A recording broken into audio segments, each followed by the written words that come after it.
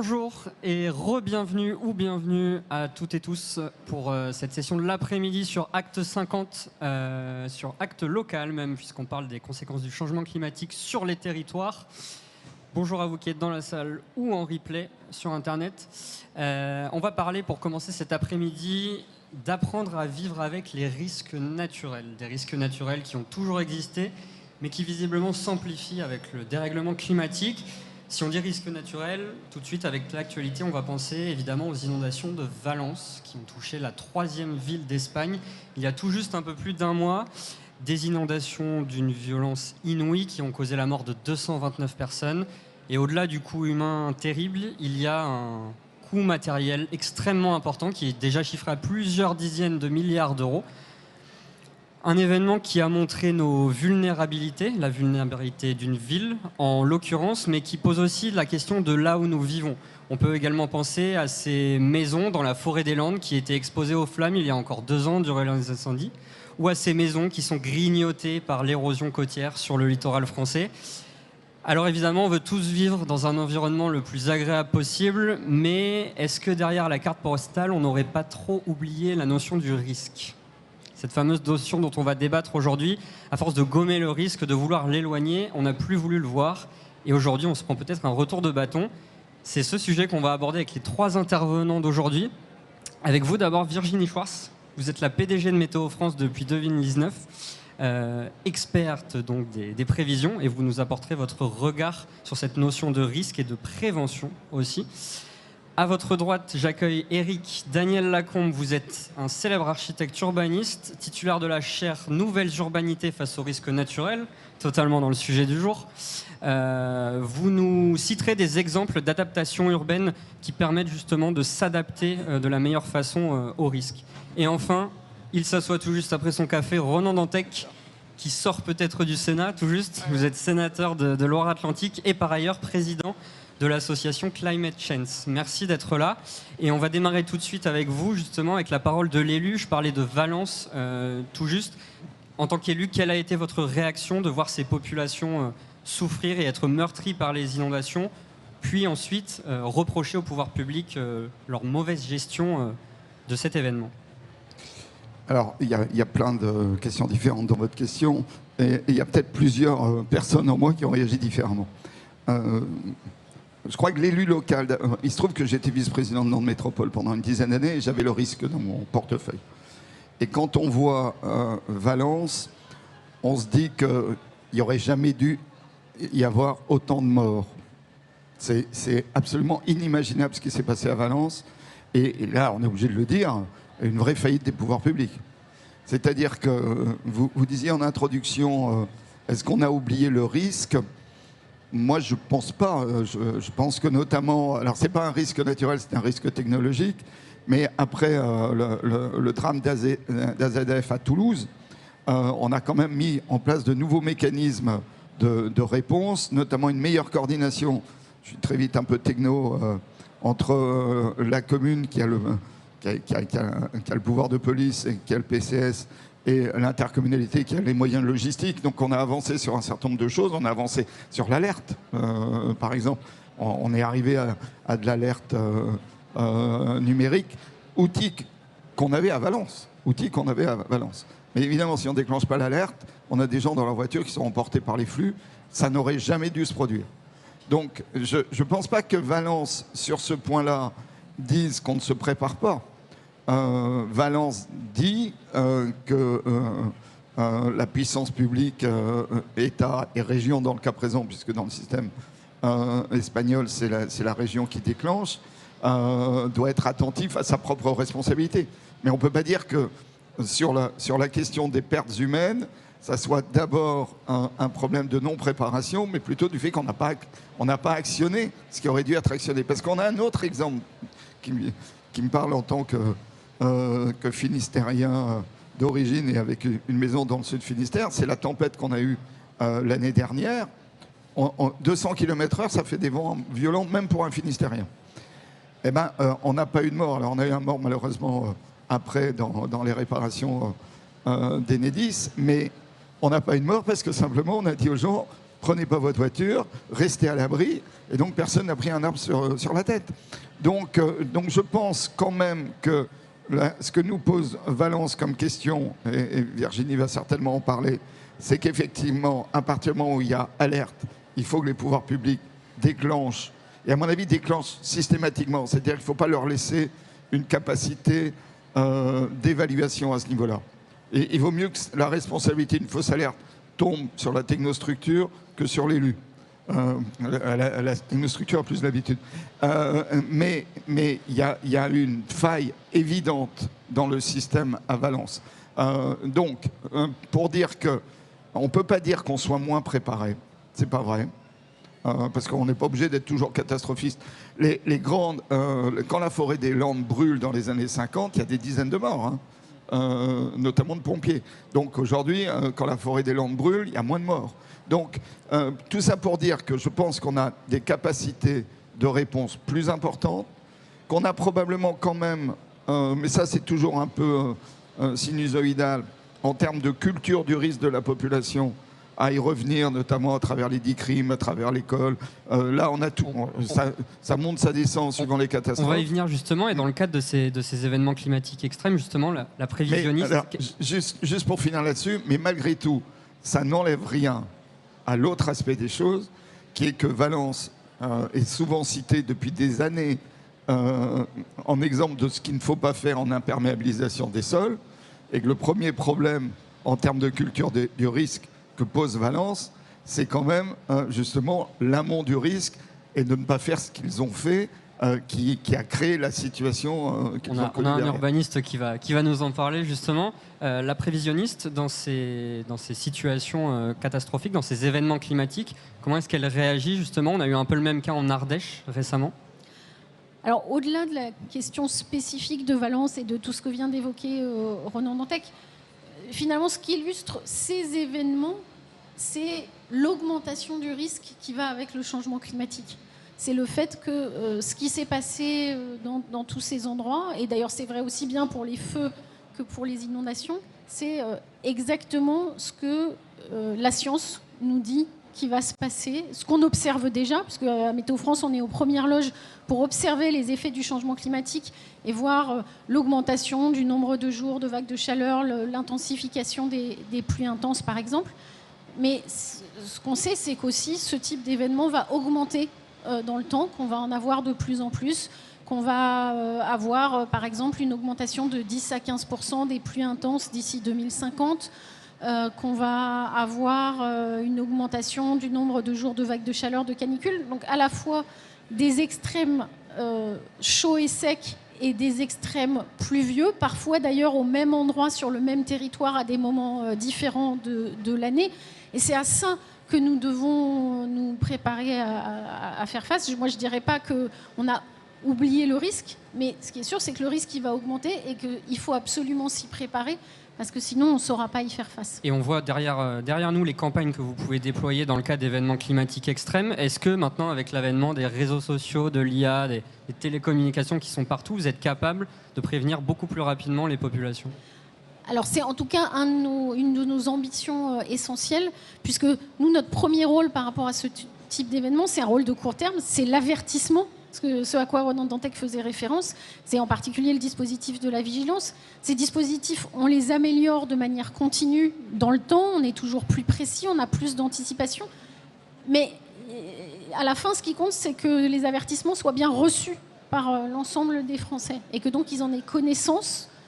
Donc on a des dispositifs automatiques, on a des dispositifs sur les réseaux sociaux qu'on utilise beaucoup à Météo France. On a aussi maintenant FR Alert, ce fameux dispositif automatique qui a été utilisé en Espagne mais avec beaucoup de retard, mais qu'on a aussi utilisé pour la tempête Ciaran en Bretagne. Le préfet avait déclenché FR Alert et ça a clairement contribué à faire en sorte que le message soit diffusé, puisque c'est un système où automatiquement sur votre téléphone, si vous êtes dans la zone géographique concernée, vous allez recevoir une notification. Vous ne pouvez pas l'empêcher, c'est quel que soit votre opérateur, c'est juste une question de géographie. Donc ça, c'est un type d'exemple très puissant. Après, effectivement, ce qu'on voit là, c'est que même quand l'avertissement est reçu, il faut qu'il soit compris. Et là, on est vraiment dans la culture du risque, dans la compréhension du risque. Il faut comprendre quelles sont les conséquences potentielles du risque, quels sont les dangers. Et là, par exemple, ce qu'on illustre, c'est des cas, un cas où on est en vigilance orange. Donc la vigilance, c'est 4 niveaux, hein, vert, jaune, orange, rouge. Et ce qu'on voit parfois, c'est que certains se disent, on est en orange, bah, finalement c'est pas rouge, donc c'est pas grave, donc je peux finalement faire comme si ne rien n'était, alors qu'il y a bien des dangers qu'on essaye de faire comprendre et d'illustrer au travers de ce genre de choses, et que derrière il y a des bons comportements, ça c'est l'autre volet, à adopter, ne pas sortir, ne pas prendre sa voiture, ne pas s'engager sur une route submergée, etc. Et devoir alerter quasi en temps réel, ça devient de plus en plus important parce que les événements s'intensifient, aussi parce que l'urbanisation peut faire en sorte que l'eau reste beaucoup plus, qu'elle ne s'évacue pas, et donc l'eau peut parfois causer des dégâts beaucoup plus rapidement. Ça a été le cas à Valence, Éric Daniel Lacombe. Est-ce que le cas de Valence, ça illustre pas en fait les travers de l'urbanisation à outrance? Moi, j'ai l'impression, comme architecte, que les problèmes qui sont posés là par un sénateur élu et une responsable de la prévision météo nous racontent que la société, qu'elle soit française ou espagnole, c'est exactement comme la nature. C'est-à-dire qu'elle n'est pas complètement rationnelle et elle n'est pas complètement prévisible. Vous voyez, ni l'un ni l'autre. Ce qui ne veut pas dire qu'il ne faut pas aller vers le rationnel ou aller vers le prévisible, mais ce que nous racontent ces événements, l'Ardèche pareil, c'est ces choses-là. Comme architecte, moi je partirais plutôt sur Valence. J'essaye d'y aller, mais pour l'instant je les gêne. Mais j'ai eu ça dans les vallées de la Roya, de la Vésubie. C'est à quel moment on peut y aller?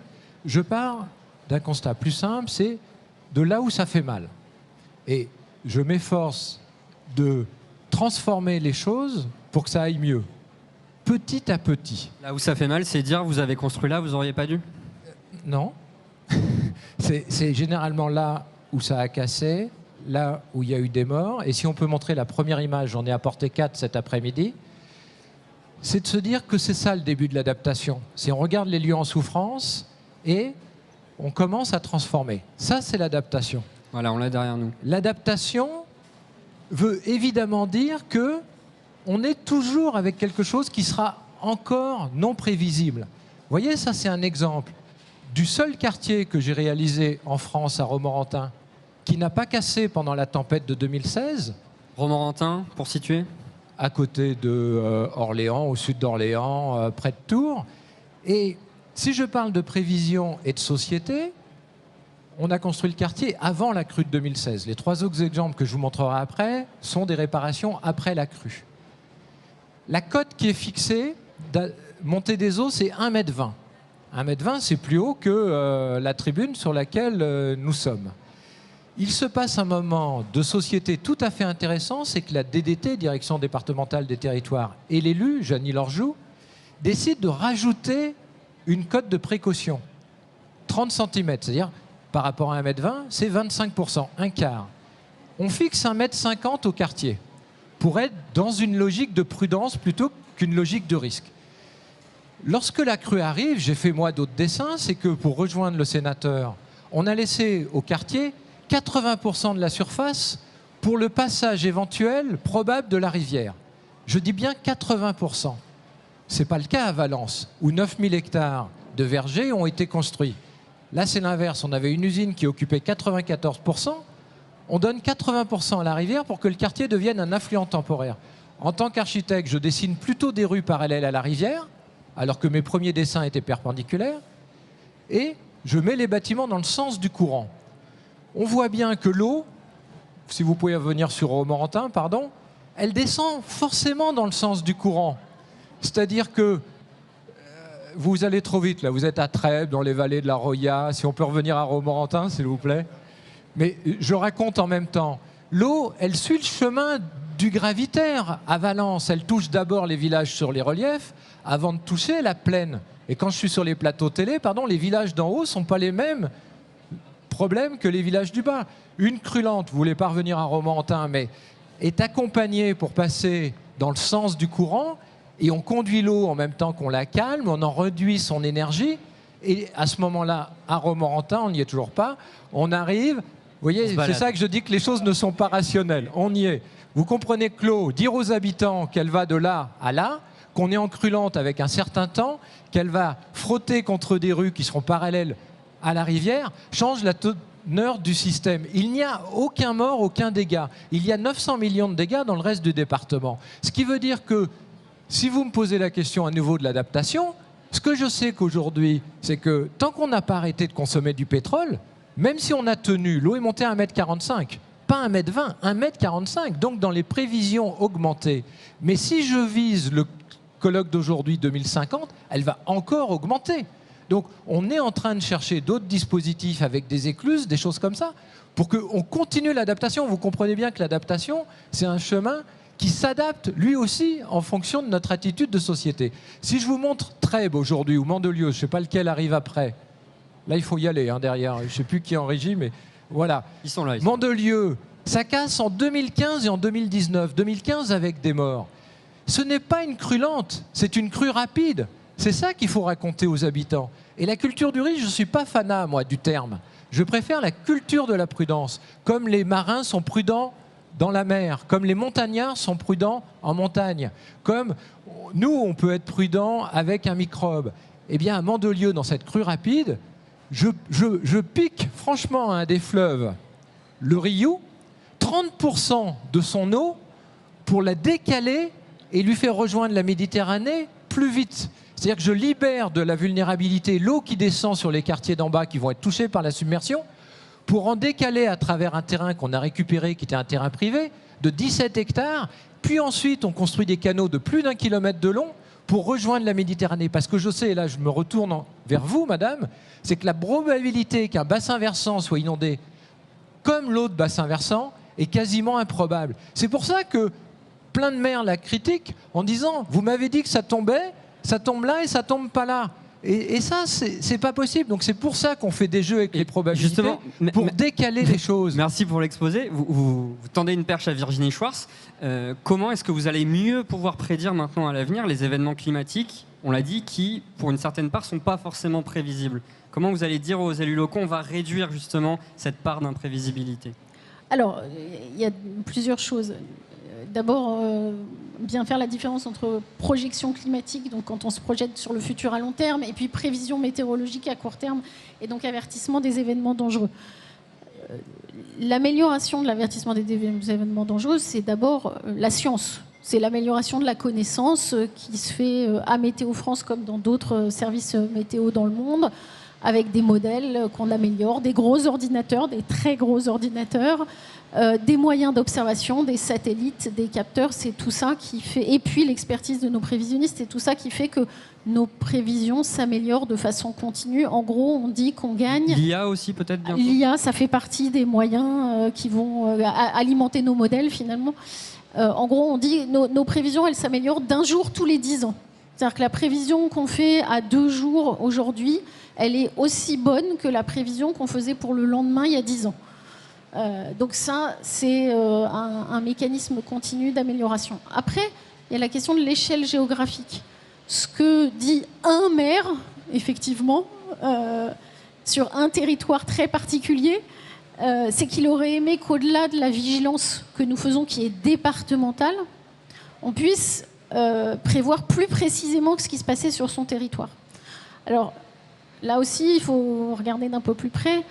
La vigilance, qui est un outil qui est d'abord fait en partenariat avec la sécurité civile, pour la sécurité civile, c'est un outil de mobilisation de moyens, d'information du grand public, mais aussi de mobilisation de moyens de la sécurité civile. La sécurité civile, elle est organisée à l'échelle départementale en France, et donc on opère la vigilance pour eux à l'échelle départementale.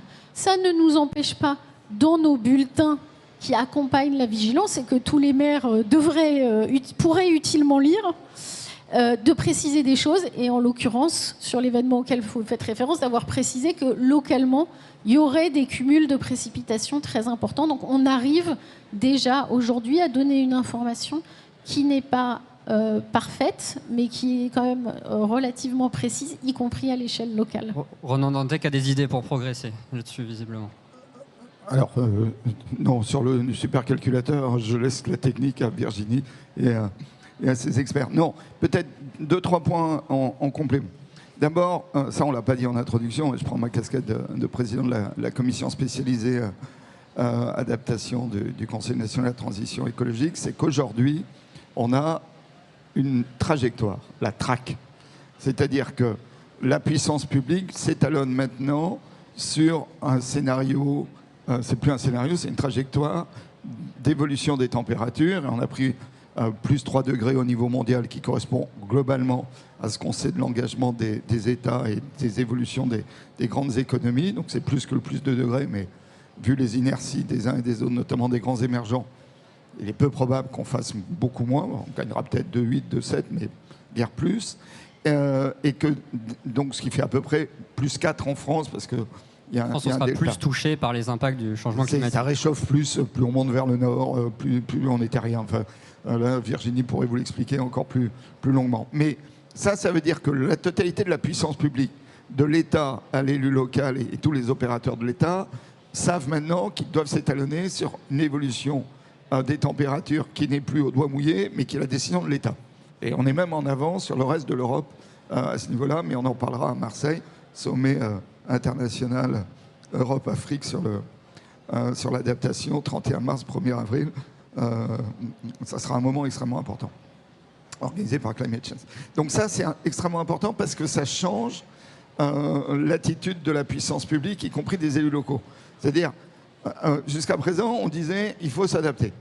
Mais on s'adapte à quoi? Alors si on est optimiste, on s'adapte à plus 2, si on est pessimiste, à plus 4. Non, là maintenant, il y a une trajectoire, une décision de l'État, c'est dans le programme national d'adaptation, le PNAC 3, et ça change un peu les choses.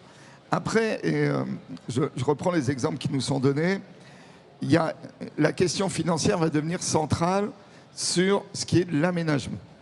C'est-à-dire que on va essayer de regarder comment on fait à moins cher. C'est-à-dire que on va voir des exemples d'endroits en mutation. C'est un peu le premier exemple. Là, super, on a plein de terrains, on est sur des territoires avec un peu de sous, on va faire un truc bien. Ou en tout cas, on va essayer de faire un truc bien. Mais qu'est-ce qu'on fait à Givors? C'est-à-dire, qu'est-ce qu'on fait avec... Givors? Oui. Qu'est-ce qu'on fait avec l'habitat ancien? Des villes qu'on ne va pas modifier en totalité. Et là, on va avoir des questions extrêmement compliquées. Et il va falloir essayer de le faire à un coût raisonnable pour la société. Dans un certain nombre de cas, même si c'est le début de l'après-midi encore un peu provoque, on va juste se dire, on prend le risque. Parce qu'on ne sait pas si l'orage Cévenol il va tomber là ou à côté. Finalement, c'est une part de risque. Oui, finalement, ce qui nous coûte globalement le moins cher, ça va être de payer les dégâts. Par contre, si ça se produit, malgré tout, on a mis la population à l'abri. Là, c'est de la culture. C'est vraiment apprendre à vivre. Culture du risque ou de la prudence, c'est une question de mots, mais on a un certain nombre d'endroits, on ne va pas faire grand-chose, mais on a sacrément besoin d'avoir des populations qui soient totalement informées. On a eu un mort à Saffrey, en Loire-Atlantique, sur une inondation de plaine lente. On n'aurait jamais dû avoir ce mort. C'est quelqu'un qui a pris un risque absolument incroyable avec sa voiture. Ça, c'est de la culture. Parce qu'on ne va pas totalement empêcher les inondations de plaine. Et je pense qu'on est dans le moment, mais c'est un début, hein, puisqu'on vient juste d'adopter la TRAC et on est en début de PNAC 3, on est dans le moment où on va devoir se poser la question du moindre coût. Qu'est-ce qui est couvert plutôt par de l'assurantiel? Qu'est-ce qui est fait en amont? Alors, il y a beaucoup de choses à faire en amont. Je ne suis pas juste en train de vous dire on attend que ça se passe et on verra bien. Et puis, une culture à l'échelle individuelle pour éviter que les gens prennent des risques. L'île Tudy, je finis juste là-dessus pour reprendre le Finistère, l'île Tudy va être un peu submergée et de plus en plus puisque la mer monte et qu'il y aura de plus en plus de tempêtes. Ce qu'on a fait à l'île Tudy, parce que soit on éradique l'île Tudy, ce qui est quand même un drame culturel dans le pays bigoudin, soit on met des Velux sur les toits.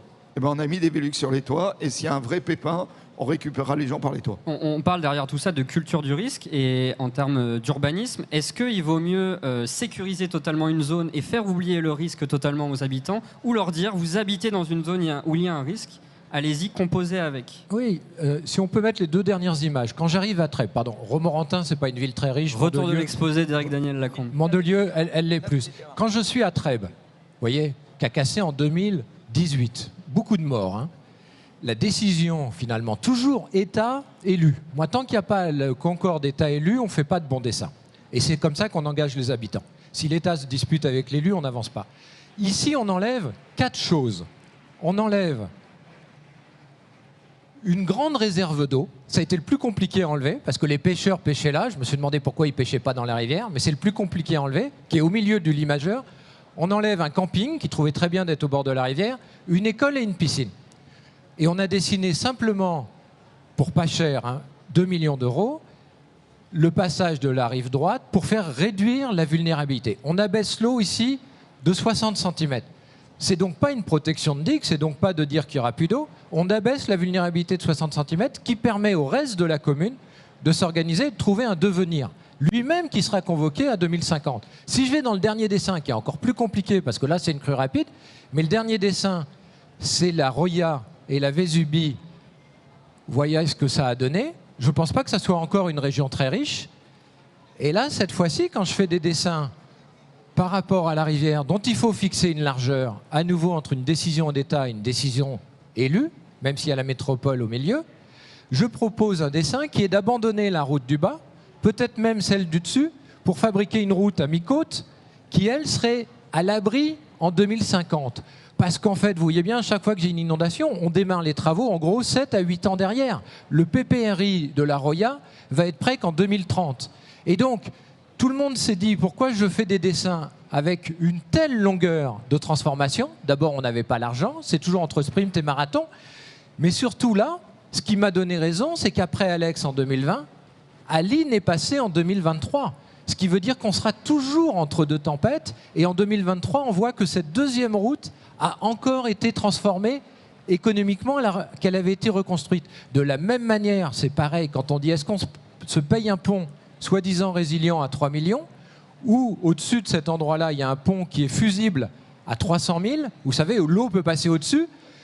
Quand je suis allé voir Aline, le pont fusible, 3 personnes, 3 jours l'ont réparé. C'est la question de la robustesse contre la performance. Voilà ce vers quoi il faut engager les habitants, sachant qu'au-dessus de Maïssa, c'est en gros la vallée des loups, il y a 2 hameaux qui sont desservis. Donc ces grandes questions d'éthique, de société, de bien commun, de bien public, sont des questions pour lesquelles moi je fais des dessins, je ne prends pas les décisions et je les fais prendre par ceux qui sont élus. Et je trouve que cette maïotique de l'architecture en ce moment, elle est formidable parce qu'elle nous modifie notre urbanité. Mandelieu a quand même hérité d'un héritage moderne épouvantable. Il y avait des autres autoroutes au milieu de la ville. Même si je suis venu annoncer avec l'État que le maire avait une commune qui maintenant était classée à 80% rouge en zone inondable, je pense que c'est le premier dessin qui va mettre peut-être 30 ans à faire, ou 15 ans ou 5 ans, ça dépendra de sa volonté, qui va lui faire une vraie métamorphose, y compris avec les incendies, y compris avec les canicules, parce que l'ensemble des canaux qui permettent de dévier comme ça et de réduire la vulnérabilité, là on fait baisser la ligne d'eau d'1 mètre, c'est des choses qui nous permettront de tenir le 2050 qui est toujours affiché sur votre affiche. Alors, Éric Daniel Lacombe va dire les termes aux collectivités dans les territoires, dans les villes. Est-ce que la prévisionniste aussi est capable de dire à certains territoires, attention, là, les événements vont s'intensifier, quels outils vous leur donnez en fait pour leur permettre d'anticiper un peu mieux les événements? Alors effectivement, nous, on n'est pas là pour leur dire ce qu'ils doivent faire. Nous, on est là pour leur fournir des éléments d'aide à la décision, pour leur permettre d'organiser ce débat public, parce que finalement, les choix d'aménagement d'une ville, les choix en matière d'orientation touristique d'un territoire ou autre, ce n'est pas des choses qui se décident uniquement sur des critères techniques ou des critères météorologiques, mais c'est quand même une partie importante de la discussion. Et donc, vraiment, c'est ça notre rôle, c'est fournir les éléments de cette discussion et effectivement être capable de fournir à 2050, à 2100, une idée des risques qui pourront apparaître dans le territoire. Et encore une fois, pour une partie des risques nouveaux. Et c'est ça aussi qui est important à faire comprendre, c'est que souvent dans un territoire, on a une histoire, on a des souvenirs, on se dit, bah oui, tel endroit, quand on creuse bien, tel endroit, il y avait déjà eu des inondations, tel endroit, il y avait déjà eu des feux. Cette mémoire, elle est très importante, mais aujourd'hui, elle ne suffit plus parce que le risque se modifie, se transforme. Et donc nous, c'est ça, notre rôle, c'est éclairer et dire ce qui pourrait se passer en 2050, en 2100. Et donc, on le fait avec ce qu'on appelle des services climatiques. des outils d'information. Vous avez Climadiac notamment. Et voilà, donc le premier, le plus simple d'entre eux, dont le parrain, je ne sais pas s'il faut que je dise le parrain ou le papa est Ronan Dantec, puisque c'est en discutant tous les deux qu'on en a eu l'idée. C'est un outil très simple, fait pour, au départ, les petites communes, en se disant, mais une petite commune qui n'a pas d'expert, qui n'a pas de spécialiste du changement climatique, comment elle sait ? Comment, au moment où elle va dimensionner son système d'évacuation d'eau de pluie, par exemple, comment elle prend conscience que, bah oui, il va y avoir beaucoup, beaucoup plus de pluie sur son territoire et que donc il faut en tenir compte. Eh ben, on lui fournit gratuitement, en allant sur le site de Météo France, juste le nom de la commune, un clic, un rapport, une vingtaine de pages, une vingtaine d'indicateurs qui va lui permettre de visualiser, par exemple ici, à Biarritz, bah, le fait qu'il pourrait y avoir 4 fois plus en 2050, hein, donc c'est dans pas longtemps, 4 fois plus de nuits chaudes, c'est-à-dire ces nuits où l'organisme ne récupère pas, où donc il commence à y avoir des incidences sur la santé.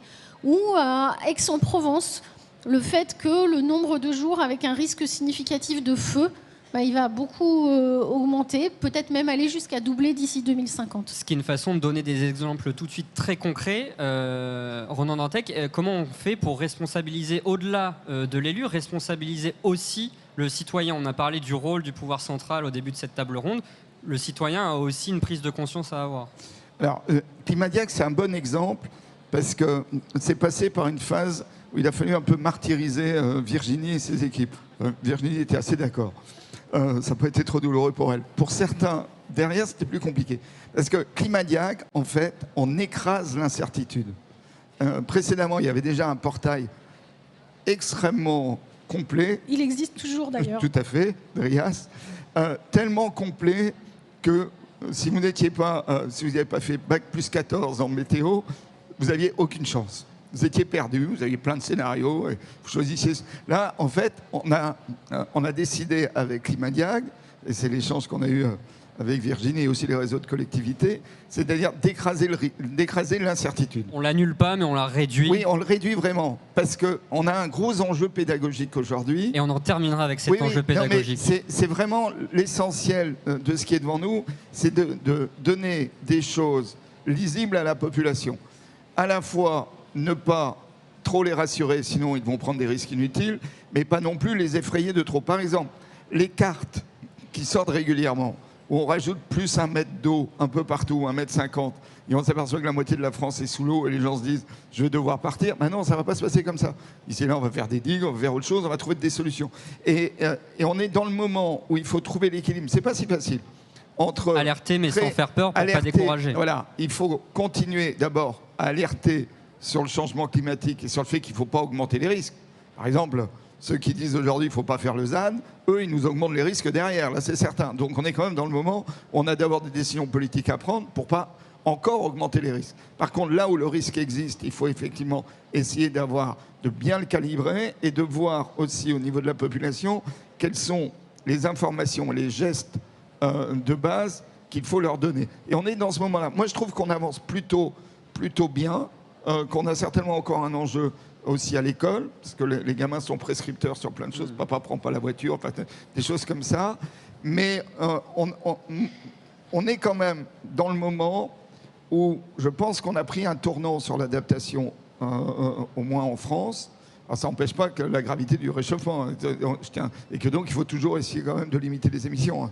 Je ne rentre évidemment pas dans un faux débat là-dessus. Non, pas maintenant. Mais on est en train de prendre un tournant qui est un tournant intéressant. Et derrière, ça veut dire aussi plus de cohésion de société. C'est-à-dire qu'on ne se pose pas évidemment que la question de l'adaptation. Il y a des enjeux sociaux, il y a des enjeux de faire société à travers les réponses d'adaptation. Ça, c'est typiquement une conclusion de colloque. C'est super, on va en parler juste après en évitant le débat sur le ZAN. Merci beaucoup à tous les trois pour vos interventions.